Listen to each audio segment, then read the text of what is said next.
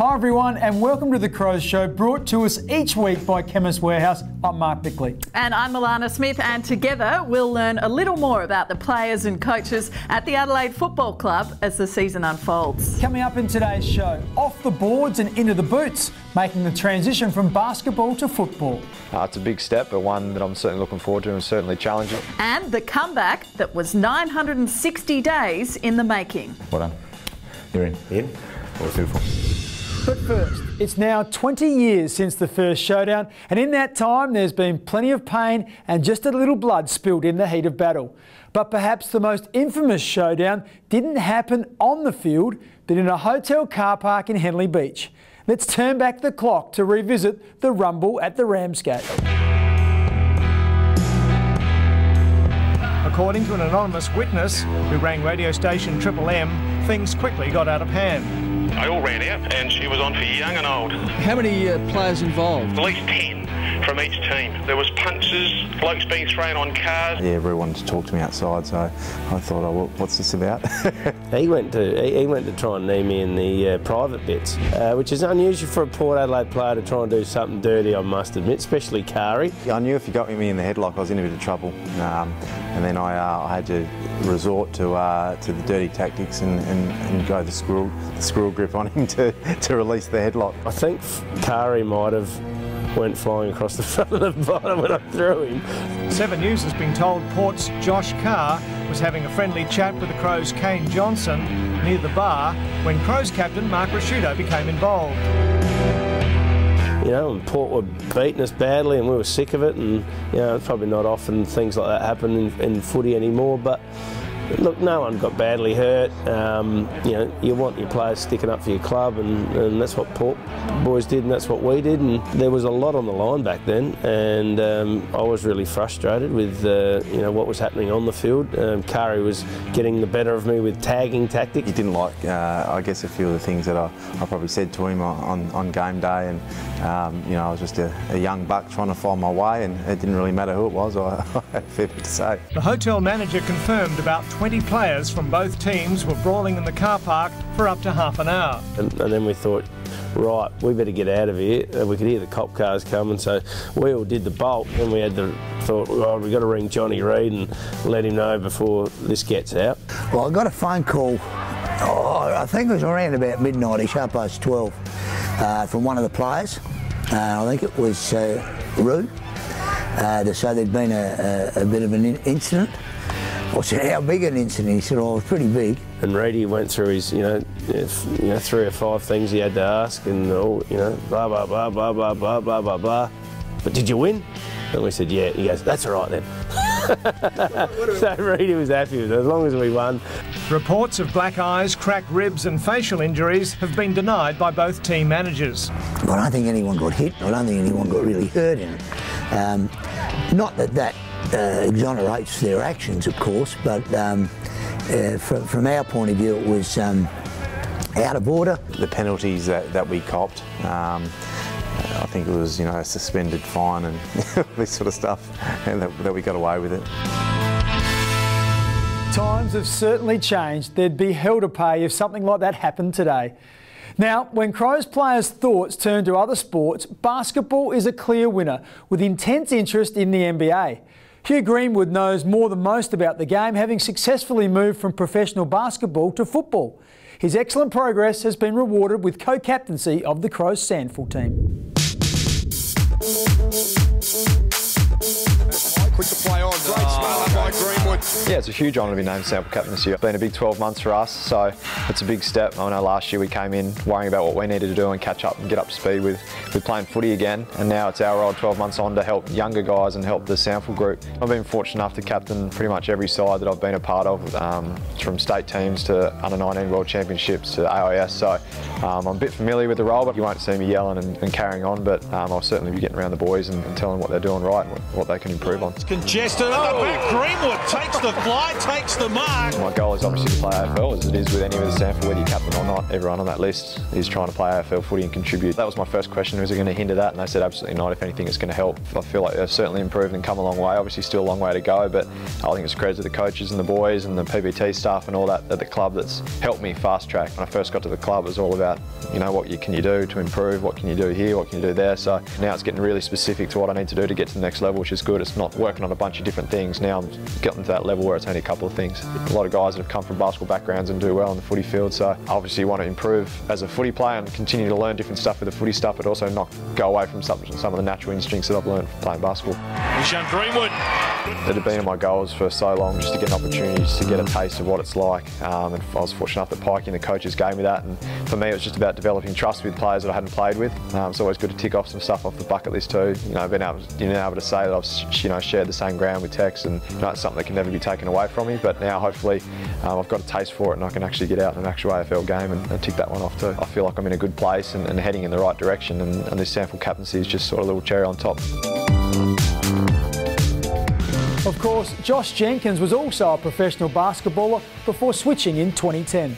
Stay with us. When Alana returns, we'll go off-road with Rod and find out what's cooking in the Crow's kitchen. Hang on, there's a piece of meat. Oh, it's meat. Have a taste, see what it is.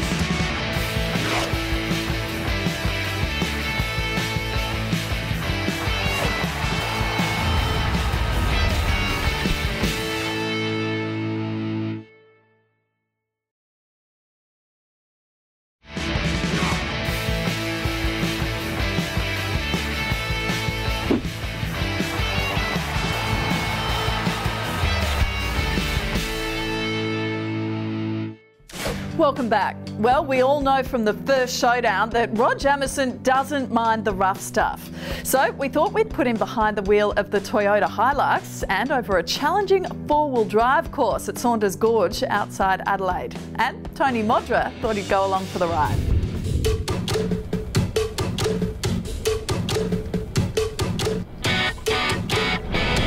Done a couple of drive days, but more on the main road, not on the sort of dirt tracks and up and down. So up for an experience all the time. Drive just a little bit down there. Got you covered. Timer is running. Very slow. Oh, it's slow and steady, isn't it? Do you want me to brake or just let the car do the stuff? We're through it now. We're done.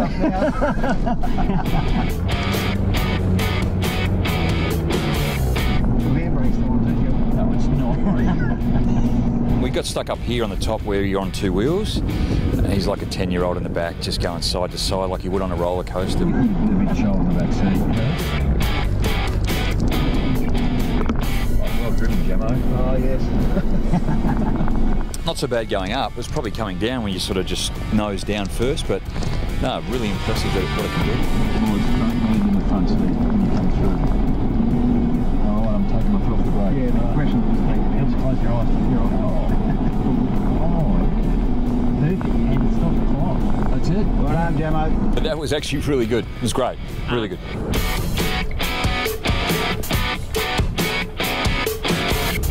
Remember, we are comparing the times of past and present players during this season and, well, let's just say Rod is struggling to stay in touch. Moving on, Andy Otten's successful return to AFL football after an absence of more than 2 years is testament to his persistence and courage. So, having achieved one major goal, what are his other aims for this season? And has the game changed much since he last played in 2014? Anyway, well done. You're in? In. Well, beautiful. So playing where you play, back. You worked hard, mate. It's bloody good. So you've earned the opportunity and the right to take the spot. Absolutely. So well done. Awesome. Look forward to it. Thanks very much, mate. Appreciate it. Can't wait. Yeah, it felt great to be out there again. Been a long time coming and something I've been building up towards for a long time. It's out there for Cameron offhand. Scully's run really hard. Tick off a major goal of mine, which is come back and play AFL and of course get the win with the boys, and the way the team played was really exciting. You know, I had a belief in my own ability, but whether the opportunity would come up is another thing. And you know, even last year, I was getting to a stage where I thought, like, is this going to happen? Like, geez, it's been a long time. And then you kind of sometimes the inner demon comes in and questions whether you can even come back and make it at the level. So I had to squash that pretty quickly, and I was always kind of confident in my own ability.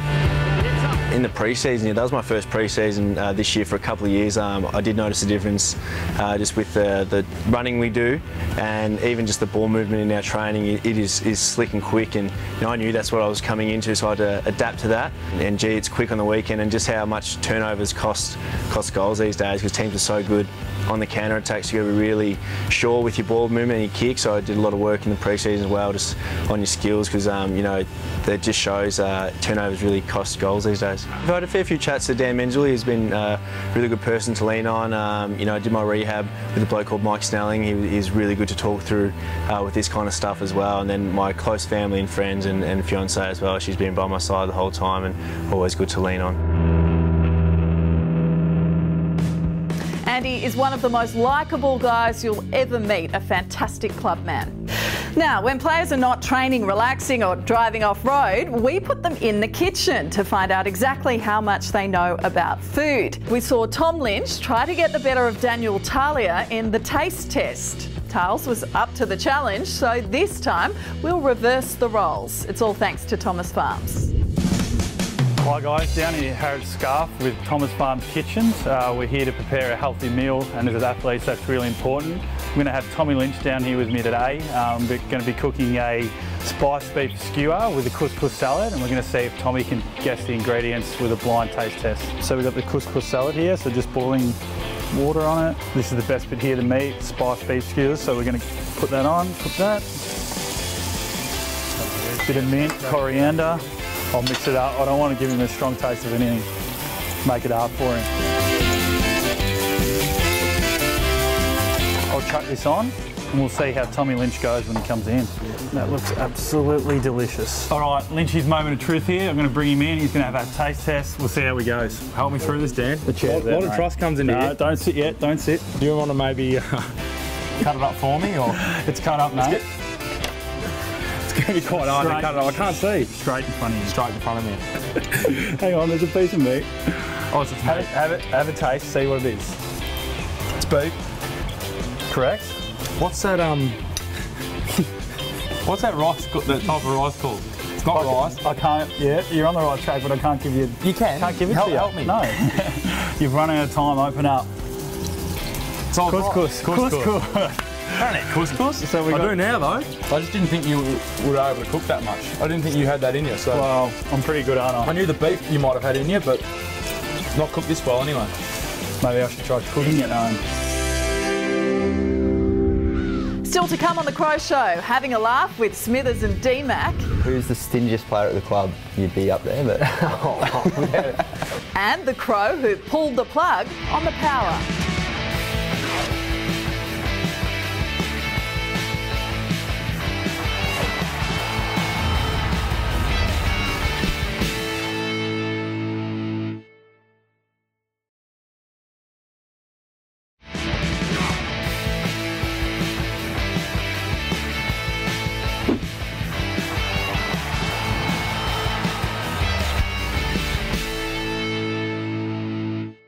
We've seen already that when players are put in the hot seat, they can be quite revealing.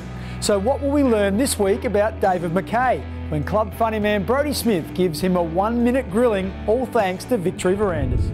Welcome to the Victory Verandas hot seat. This week we've got David Mackay. Welcome, David.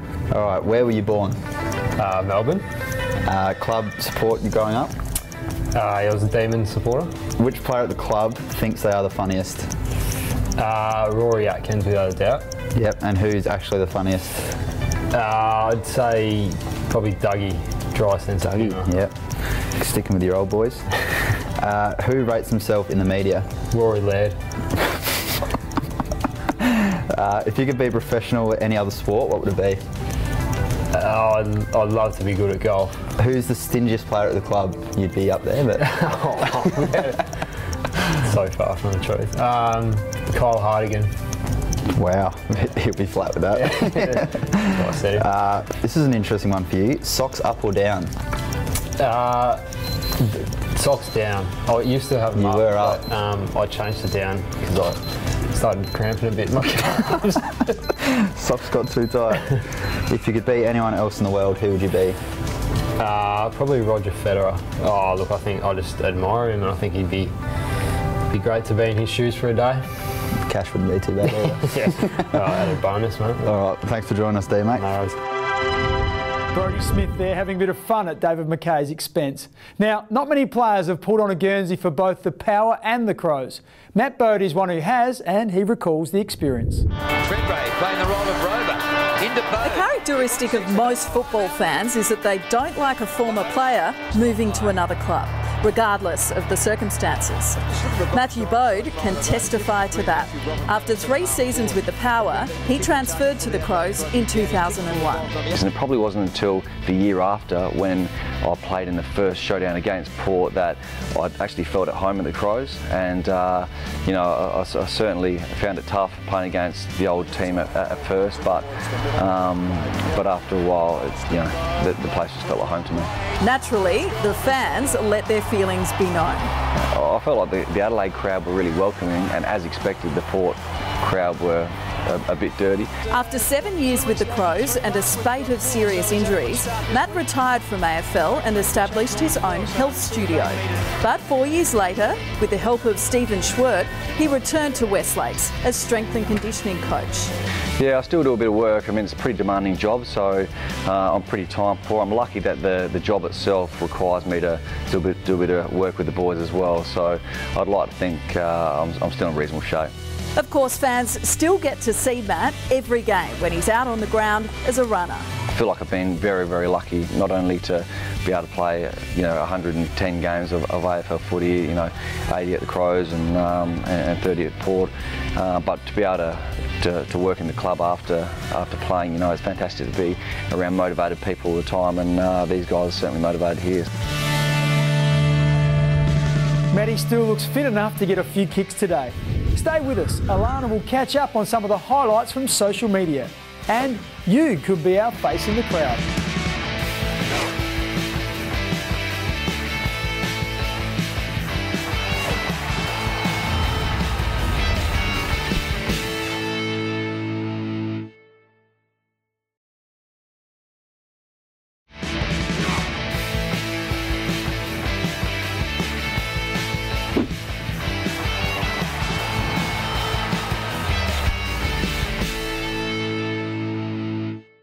Now, as we take a look at a couple of highlights from social media, remember that by joining the Crows on Facebook, Twitter and Instagram, you'll get exclusive insights and breaking news every day.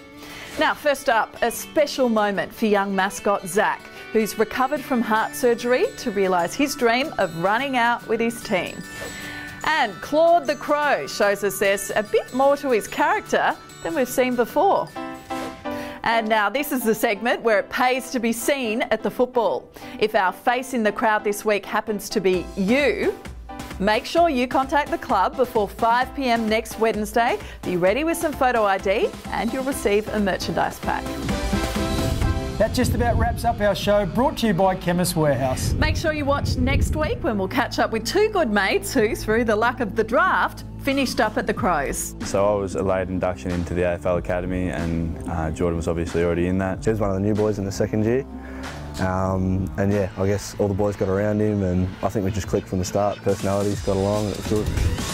Don't forget, you can catch up with all the latest news on the club's website, afc.com.au. Thanks very much for joining us. We look forward to your company again next Sunday at 11:30 on 7. Bye for now. We'll see you then.